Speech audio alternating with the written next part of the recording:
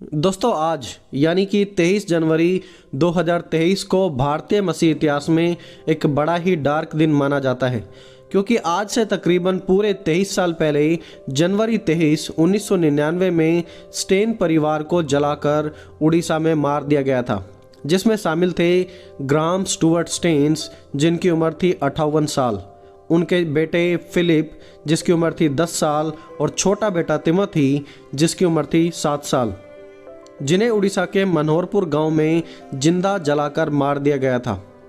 Graham stains और परिवार Australia से क्रिश्चियन मिशनरीज के रूप में भारत में आए थे, जो कोढ़ से पीड़ित लोगों के बीच में सेवकाई करते थे। उन्होंने एक लेप्रेसी होम स्टार्ट किया था जिसका नाम था मयूरभंज लेप्रेसी होम, जिसमें कोढ़ से ग्रसित लोगों का फ्री इलाज किया जाता था। दोस्तों, यदि आपने कभी किसी कोढ़ी को देखा है तो आप जान पाएंगे कि कोढ़ कितनी डरावनी बीमारी है और बहुत बड़ा दिल चाहिए ऐसे लोगों के बीच में रहने के लिए। फिर भी ग्राहम स्टेन्स और उनकी फैमिली कोढ़ियों का उपचार करते थे सन 1965 से।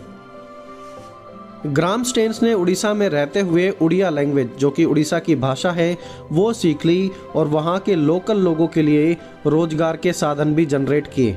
लोगों को चटाई बनाना सिखाया, रस्सी की टोकरी बनाना और पत्तों से कैसे हैंडीक्राफ्ट बनाए जाते हैं वो भी लोगों को सिखाया, ताकि लोगों के बीच में रोजगार उत्पन्न हो।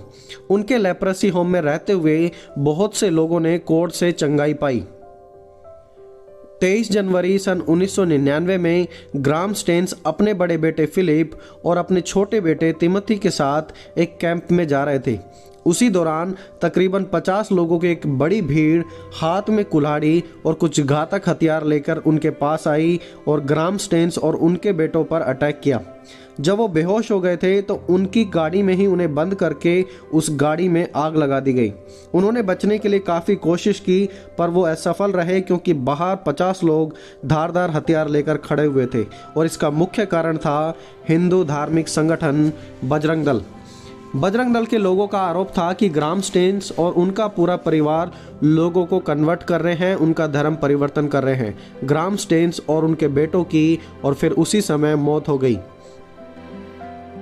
जब सालों बाद वादा कमीशन के द्वारा एक रिपोर्ट प्रेजेंट की गई, जब उन्होंने जांच पड़ताल की तो उसमें उन्होंने सबूत प्रेजेंट किए कि किसी का कोई भी धर्म परिवर्तन वहां पर नहीं किया गया था, बल्कि लोगों के साथ स्टेन्स परिवार का सेवा भाव से वो लोग वहां पर काम कर रहे थे, लोगों की मदद कर रहे थे, कोढ़ियों के लिए दवाइयाँ प्रोवाइड कर रहे थे।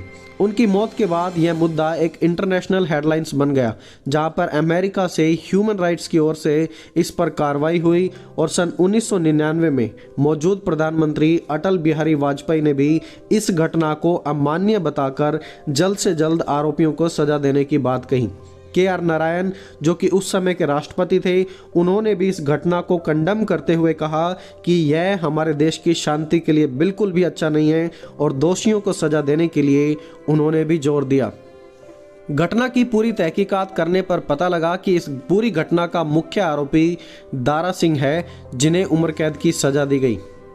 जब ग्राहम स्टेन्स की वाइफ से पूछा गया कि आप बताइए, आप इन आरोपियों के साथ क्या करना चाहेंगी जिन्होंने आपके पति और आपके दोनों बेटों को जिंदा जलाकर मार दिया, तो उनका वहाँ पर जवाब था कि मेरी परमेश्वर से यही प्रार्थना है कि ये लोग भी परमेश्वर के प्यार और उसकी दया से बदल जाएं। उन्होंने कोई भी सजा की मांग नहीं की। What a bold statement of faith. Staines की वाइफ ने प्रूफ कर दिया कि नफरत से बड़ा है प्यार, और प्रभु यीशु ने कहा था कि बुराई से न हारो लेकिन भलाई से बुराई को जीत लो, और उन्होंने प्रभु यीशु मसीह की सिखाई बातों को लोगों के सामने प्रेजेंट किया। ग्राहम स्टेन्स और बच्चों की मौत के बाद भी उनकी पत्नी अगले 5 साल उड़ीसा में ही रहकर लोगों के बीच में सेवकाई करती रही और फिर सन 2004 में वापस अपने देश ऑस्ट्रेलिया में चली गई। उसके बाद सन 2005 में स्टेन्स की वाइफ को इंडियन गवर्नमेंट के द्वारा उनके भले कामों के लिए पद्मश्री अवार्ड भी दिया गया, और सन 2016 में mother Teresa memorial international award for social justice में भी उनके द्वारा सम्मानित किया गया। आज भी उड़ीसा के उन स्थानों पर परमेश्वर का कार्य जारी है जहां पर ग्राहम स्टेन्स और उनकी पत्नी रहकर लोगों के बीच में सेवकाई करते थे। वो सेवा आज भी खत्म नहीं हुई है, और उड़ीसा के कंधमाल डिस्ट्रिक्ट में जहां पर यह घटना हुई थी, उसके बाद आज हजारों लोग प्रभु यीशु मसीह को उस घटना के द्वारा जान रहे हैं। आज भी उड़ीसा में मसीहत बढ़ रही है और परमेश्वर का कार्य लगातार बढ़ता ही जा रहा है। स्टेन्स की वाइफ ने सभी हत्यारों को माफ किया और परमेश्वर से उनकी बदलावट के लिए प्रार्थना की।